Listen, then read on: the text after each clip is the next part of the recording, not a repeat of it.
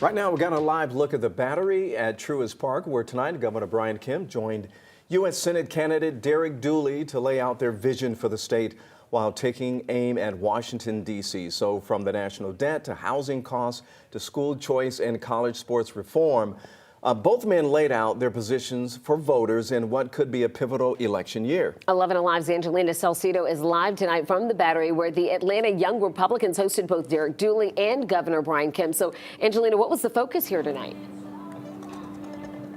You know, the focus tonight really was the U.S. Senate race. And Derek Dooley, of course, a former college football coach that is running to try and unseat U.S. Senator Jon Ossoff, who is a Democrat in this race. Both Dooley and the governor stressing the fact that this is going to be key for the Republicans to try and take this seat this time around, saying that a political outsider needs to come in and run for this seat. So both of them really mingled with the crowd before the start of this event, talking to them. And then they ended up taking questions from the Atlanta Young Republicans for about an hour before taking questions from the audience. They talked about politics, policy, and what's next for the state. Both men criticized Washington's spending and called for what they described as stronger conservative leadership as Georgia heads into a critical election year. The governor addressed why he chose not to run for U.S. Senate, citing family and his focus on finishing strong in his final year. Dooley laid out priorities as a Senate candidate, from tackling the national debt and housing affordability to school choice and college sports reform. We need new leadership that represents all Georgians.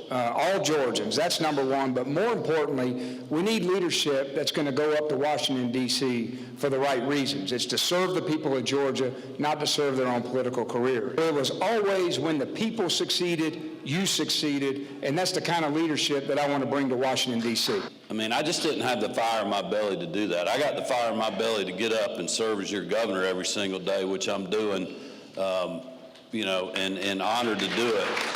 And that's really what I wanted to focus on. That's what the family wanted to focus on.